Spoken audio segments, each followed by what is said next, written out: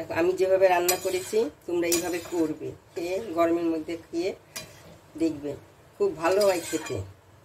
যারা তিতো খায় ওরা এইভাবে খেয়ে দেখবে মটর ডাল দিয়ে। মটর ডালের স্বাদটা কিন্তু আলাদা, অনেক কিছু। আরও তো শীত গরমকাল, গরমে এই মটর ডালটা ভালোই লাগে, এই করলা দিয়ে আর সজনে ডাঁটা দিয়ে। আমার এটা হয়ে গেছে, এখন আমি একটু ফুটে উঠলেই নামিয়ে দেব। আমরা হলাম নর্থ বেঙ্গলের লোক, ওই জন্য আমাদের যে কোনো অনুষ্ঠানে অন্য তিতর ডাল করবেন, এই মটর ডাল দিয়েই তিতর ডাল করে, কিন্তু খেতে ভালো লাগে। এখন যতটুকু পাতলা দেখা যাচ্ছে, কিন্তু যখন থেমে যাবে ঠান্ডা হয়ে যাবে এটা ঘন হয়ে যাবে। মটর ডাল সাধারণত ঘনই হয়ে যায়, ঠান্ডা হলে অনেকটাই ঘন হয়ে যাবে। মটর ডালটা আমি প্রেসারে সিদ্ধ করে নিয়েছি। আজকে আমি তিতর ডাল করব মটর ডাল দিয়ে সিদ্ধ করে। এর মধ্যে আমি কি দিচ্ছি, নুন পরিমাণ মতন, যে যেমন নুন খাবে সেই অনুযায়ী নুন দেবে। নুন দিচ্ছি, এই যে হলুদ দিলাম।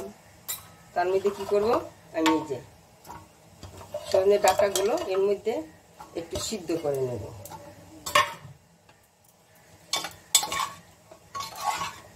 আবার একটু প্রেসারটাকে ইয়াটা বন্ধ করে দিচ্ছি, প্রেসারের মুখটা, কেন নুন হলুদ দেওয়া, নুনটা ইয়াতে ঢুকে যাবে সজনে ডাঁটা, ওই জন্য নুনটা আমি দিয়েছি। এখন প্রেসারটাকে আমি ধরিয়ে দিচ্ছি। এই যে প্রেসারের সিটি পড়া ভাব হয়েছে, আমি অফ করে দিলাম, তাহলে বেশি গলে যাবে আবার সজনে ডাঁটাটা, ওই জন্য অফ করে দিয়েছি।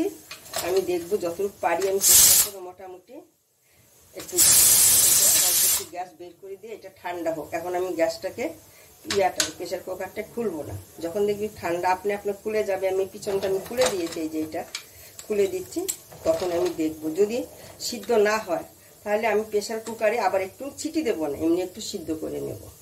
আমি এখন প্রেসারটাকে খুলে দেখি সজনে ডাঁটাটা কেমন সিদ্ধ হয়েছে। সিদ্ধ হলে তো আর সিদ্ধ করবো না, না হলে আর একটু করতে হবে। না, হয়ে গেছে। একটা আইডিয়া করে নামাতে হবে, নইলে একদম বেশি গলে যাবে। আবার নইলে ডাল সিদ্ধ করে অথবা ডালের সঙ্গে দিয়ে দিলে হবে, প্রেসারে দিলে আবার হবে না। আমি তো একটা আইডিয়া করে করেছি, ডাল সিদ্ধ করে, মটর ডাল হলে মা মটর ডালটা সিদ্ধ করে তারপরে ডালের মধ্যে এটা দিয়ে দেবে, প্রেসারে দেবে না, কড়াইয়ে বসাবে অথবা প্রেসারে দিলেও প্রেসারের ঢাকনাটা লাগাবে না, কেন কম বেশি একটা আইডিয়া করে করতে হবে এটা। আমি সরষের তেল দিয়ে এই যে করলাগুলোকে আমি ভাজবো। এইভাবে আমি কেটে নিয়েছি, কেটে নিয়ে আমি কি করলাম, নুন হলুদ মেখে রেখেছি, ওই জন্য এই কত জল বেরিয়েছে, আমার তাড়াতাড়ি সিদ্ধ হয়ে যাবে, ভাজা হয়ে যাবে, ওই জন্য নুন হলুদটা আগে থেকে মেখে রেখেছি। আমি এই করলার জলটাকে আমি চিপে নেব, তাহলে ভাজাটা আমার তাড়াতাড়ি হয়ে যাবে। চিপে আমি এখন কড়াইয়ে দিয়ে দিচ্ছি ভাজার জন্য। সবগুলো একবারই দেবো, আস্তে আস্তে ভাজবো না।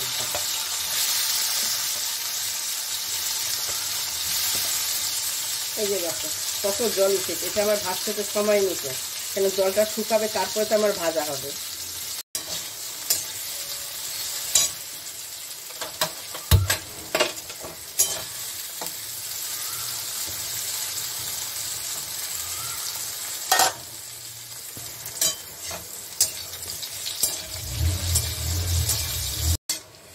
করলা ভাজাটা হয়ে গেছে, এখন আমি এটা নামিয়ে নিচ্ছি।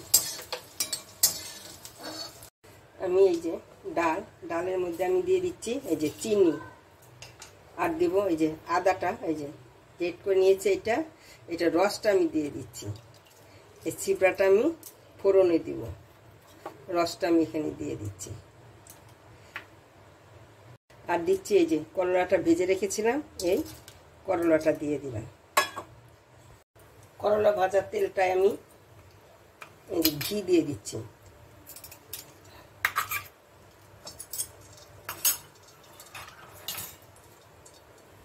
এর মধ্যে আমি এই যে শুকনো লঙ্কা ফোড়নে দিলাম, এখানে দিয়ে দিলাম একটা তেজপাতা, ছোটো তেজপাতাকে মাঝখানে ছিঁড়ে, আর একটু দিচ্ছি আমি অল্প করে মেথির দানা।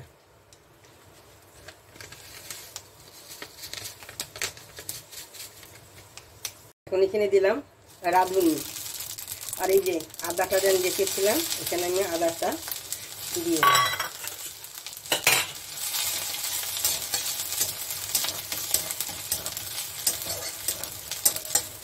এখন আমি ডালটাকে দিয়ে দিই।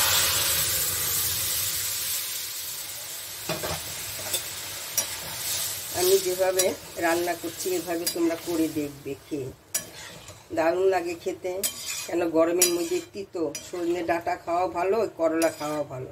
আমার রেসিপি যদি তোমাদের পছন্দ হয় তাহলে লাইক করবে, শেয়ার করে সাবস্ক্রাইব করবে।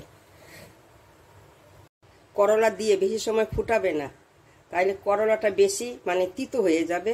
আর একটু ভাজবে, যখন করলা দিয়ে তিতো ডাল করবে তখন করলাটা একটু ভাজবে, কড়া ভাজবে, তাহলে এত তিতো হয় না, খেতেও ভালো লাগে।